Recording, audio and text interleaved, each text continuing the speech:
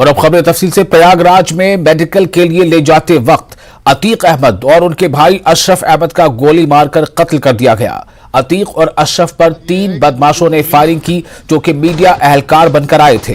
Police ने तीनों हमलावरों को गिरफ्तार कर लिया है।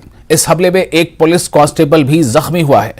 कत्ल केस की अदालती तहकीकात का हुक्म दे दिया गया है। 3 रुकनी कमेटी कत्ल केस की तहकीकात करेगी। प्रयागराज में इंटरनेट सर्विसेज बंद कर दी गई हैं। इसके साथ ही पूरे प्रयागराज में हाई अलर्ट जारी कर दिया गया है। पूरे उत्तर प्रदेश में दफा 144 नाफिज है। अफवाहें फैलाने वालों के खिलाफ कार्रवाई करने की हिदायत भी दी गई हैं।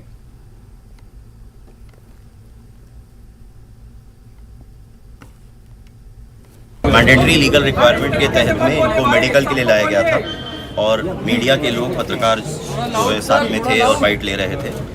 इसी में प्राथमिक जानकारी के अनुसार 3 लोग मीडिया कर्मी बन के आए और वो मीडिया कर्मी बन के उन्होंने वहाँ पे बाइट लेने का प्रयास किया। उसी के अंतर्गत उन्होंने ये इंसिडेंट हुआ है जिसमें उन्होंने फायर किया है। इसमें 3 लोगों को भी पकड़ा गया है, उनसे पूछताछ अभी हम कर रहे हैं और इसमें इनकी अतीक और अशरफ की डेथ हुई है। इसके अलावा एक पत्रकार हैं जो ANI के हैं, मैं उनके नाम अभी नहीं डाइवर्स कर रहा हूँ, लखनऊ के पत्रकार हैं ANI के। इनके चोट आई है और अभी मेरी उनसे बात हुई है तो उनका वो उस इंसिडेंट में वहीं खड़े थे तो एकदम भागे दौड़े हैं तो उनको गिरने से चोट आई है। और एक कांस्टेबल है मान सिंह हमारा, जिसको अभी प्राथमिक रूप से बुलेट इंजरी है, उसके फोन नीचे कर लो ना की है। बाकी और डिटेल्ड इंक्वायरी, डिटेल्ड जानकारी मैं आपको दूंगा। और आइए देखते हैं कि अतीक अहमद और उसके भाई अशरफ के कत्ल पर उनके वकील का क्या कहना है। उनको गाड़ी से निकाल के मेडिकल चेकअप में ले जा रही थी। जैसे मेडिकल कैंपस के अंदर आई, गोलियों की आवाज आई, विधायक और पूर्व सांसद गोली लगी है और वही दोनों लोग गिर गए। पुलिस ने गोली नहीं चलाई आपके साथ? पुलिस ने क्या बचाने की कोशिश नहीं की? नहीं, पुलिस ने जो है जिन्होंने गोली चलाई उनको तुरंत पकड़ लिया। जम्मू कश्मीर इलेक्शन ऑफिसर की जानिब से कश्मीरी पंडितों को वोटर लिस्ट में शामिल करने के लिए दिल्ली समेत मुल्क के मुख्तलिफ शहरों में कैंप लगाए गए हैं।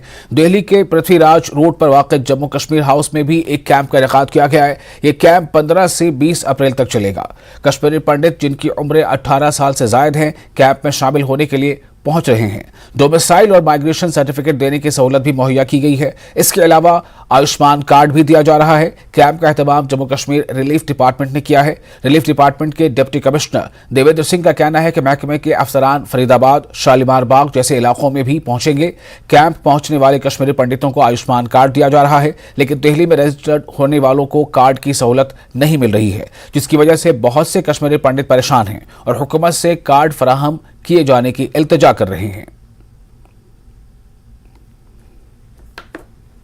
हम लोग बहुत थैंकफुल है ऑर्गेनाइजेशन के कि उन्होंने ऑर्गेनाइज किया कैंप हम जैसे लोगों के लिए कि जो आउटसाइड जम्मू कश्मीर के है, हमारे वोटर के लिए, हमारे हक के लिए जो भी है उसके लिए we are thankful to the government.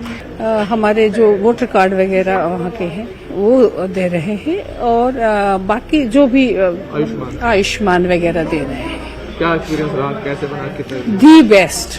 Actually हमारा बेटा भी 12th में है, अपीयर कर रहा है, तो उसके एडमिशन के लिए हमें वो चाहिए था सर्टिफिकेट, माइग्रेंट सर्टिफिकेट, तो उसको अप्लाई करने के लिए आए थे तो अप्लाई कर दिया है, तो आई थिंक कभी मिल जाएगा।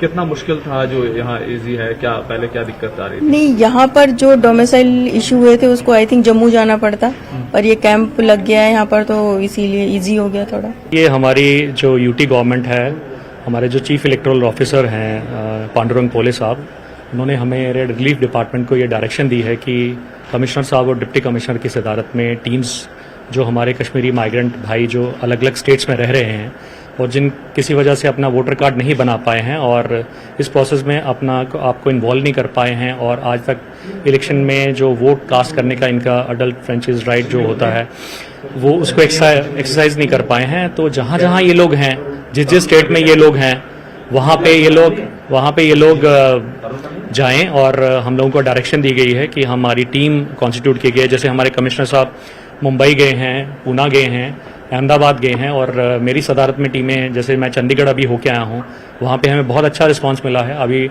आज से हमारा दिल्ली में कैंप शुरू हो गया है और डेली एनसीआर को हम कवर कर रहे हैं। हम फरीदाबाद भी जाएंगे, हम गुड़गांव भी जाएंगे, हम लोग नोएडा भी कवर करेंगे और जेके हाउस में हमारा सेंट्रलाइज प्लेस है, यहाँ पे भी हम वोट्स बनाएंगे और ये 20 तक हमारा कैंप यहाँ पे चलेगा।